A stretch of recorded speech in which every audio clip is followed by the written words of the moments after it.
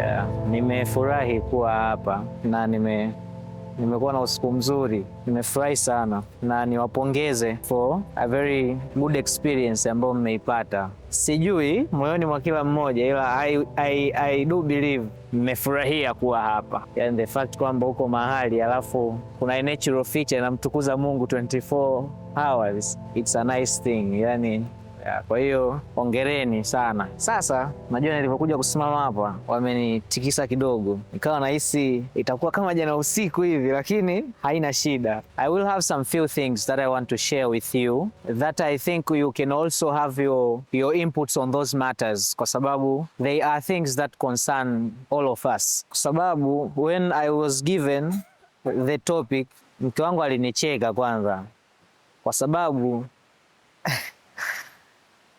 ni miongoni mwa watu ambao natumia sana mitandao ya kijamii.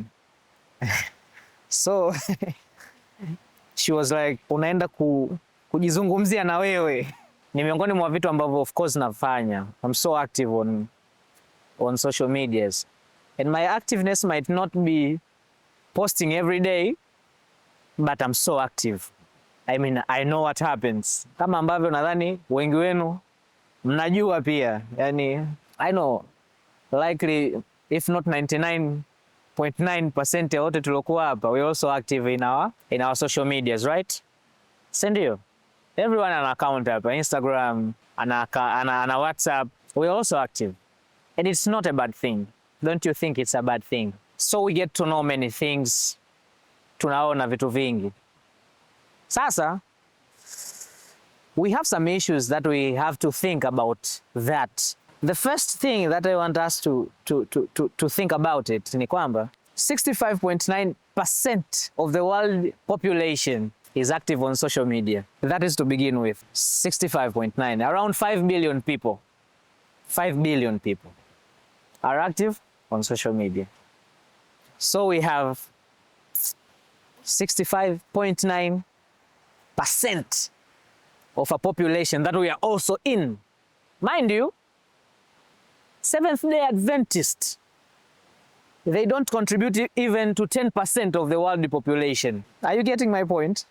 Seventh-day Adventists, they do not contribute even to 10% of the world population. So what does that mean? If we are even on a single digit, that means, first of all, I want you to think how important social media are on that perspective. Kwamba we have the world of 5 billion people who we are also in, but we are likely on maybe 2 if not 3% on that 5 billion people. So the remaining 90-something are our customers. Are we together? Our customers. Now, I will go and read some verses. Mark chapter 15 and Revelation 14 verse 6. Mark chapter 15, it says this, 16:15, sorry. And he said to them, go into all the world and preach the gospel to every creature. I want you to underline the following words. All the world, every creature. Those are the words that I want you to underline them. I mean, I want you to keep them in your mind. All the world and every creature. Now let's go to Revelation chapter 14, verse 6. It says, then I saw another angel flying in the midst of heaven, having an everlasting gospel to preach, underline that word, to preach to those who dwell on earth. Those who dwell on earth. Underline the word, to every nation, tribe, tongue, and people. Are we together? Now we have 2 verses. The first verse is go into all the world and preach the gospel to every creature. All the world and every creature. And then we have another verse. Then I saw an angel flying amidst of heaven with an everlasting gospel. Are we together? If it's a journey, we have the traveler, we have the package, and we have the destination of the package. I mean, in this context, we all fit into the position of a carrier, a traveler carrying a package. And what's the package? Tumebeba nini mzigo? The gospel, right? That is the package. What is the destination? every creature, all the world, every nation, every tribe, every tongue. So that is the destination. Sasa, this is the foundation of our faith. As much as I know I speak to Seventh-day Adventists, now this is the basis of us being called Seventh-day Adventists. Yani, huu ndo msingi uko hapa. Natamani tuanzie hapo kwamba tunaitwa Waadventista wa Sabato kwa sababu tunatakiwa kufanya kazi hii. Tuko pamoja? Laiti kama kusingekuwa na makanisa mengi ya Jumapili, pengine tusingeitwa wa Sabato kwa sababu it couldn't be a big deal. Sijui unanielewa vizuri. Kwa sababu unajua makanisa yote ya Jumapili ni Waadventista, right? You guys know.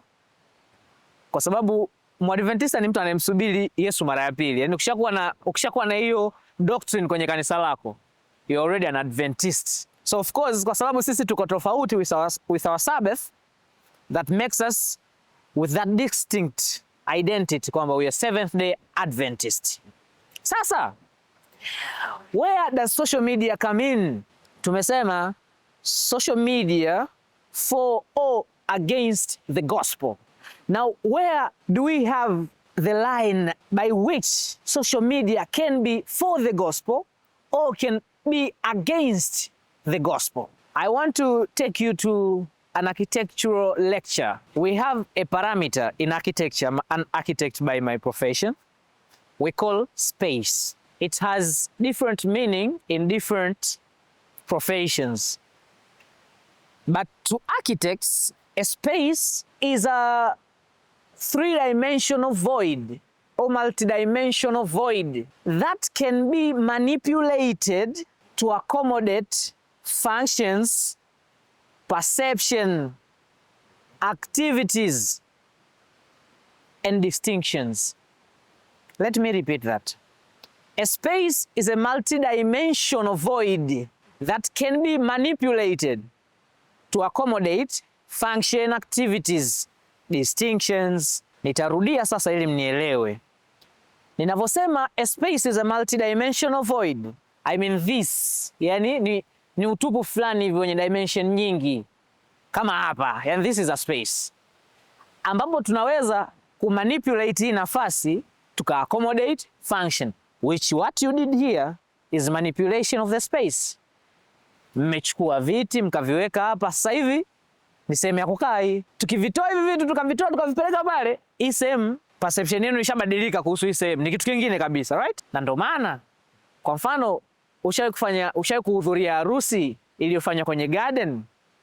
Ile garden kabla ya harusi na baada ya harusi ni vitu viwili tofauti. Sisi ardhi pale tunafanyaga mahafali kwenye tenti.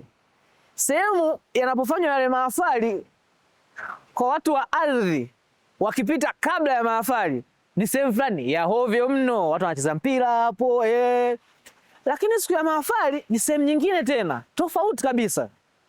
Kwa hiyo that is a space. Social media is also a space. But what type of a space? On architectural perspective, a space is something that we also can feel, okay? And we can see. Sindio? Sasa, the thing is, huwezi kuamini, social media accommodates or qualifies on all those parameters as a space. Sisi ma-architect tunasema space can be manipulated to perform activities. Swali, can we manipulate social media to perform activity? Can we? We can, right? Can we manipulate social media to modify or form a perception? Yani, tukamfanya mtu afikiri tunavyotaka. Can we do that kwenye social media? Right? Tunaweza kufanya, si ndio? Je, tunaweza kufanya mitandao ya kijamii au social media kuleta distinctiveness? Yani mtu carry out his own identity on social media, yani kufanya watu wamtambue hivyo. Can we do that on social media? We can do that too, si ndio? Na ndio maana, if I'm not mistaken, tumewahi kuwa na hii statement. Usione watu kwenye status, ukutana nao ni watu wengine kabisa. Right? Sio kuwa na hiyo. Yani usione watu status, ila ukutana nao ni watu wengine kabisa. Kwamba kuna mtu ukimtazama status unahisi mpole, ila ukutana naye ndo huyu. That means ameweza kushape perception yako kumhusu, na hata wewe unaweza kuchagua perception yoyote yani. Na kuna watu ukiangalia kwenye mitandao ya kijamii hivi unasema huyu dada mbona kacharuka hivi, ukija kukutana naye unagundua kumbe hawezi hata kuongea, ndo huyu nilikuwa namuona kule. So that is it. Sasa what type of a space is this? Architects came to realize, and the world came to realize kwamba a space not necessarily can be manipulated by solid things, kwamba tunahitaji kuweka solid elements to manipulate a space. Our space should be characterized with solid elements. This architectural space we are talking has a distinctive character. It has a solid element. For it to be a space, lazima iwe na solid element. An ocean is a space with a solid element. We have the seabed. Are we together? This is a space with a solid element. We are actually touching the solid element, earth.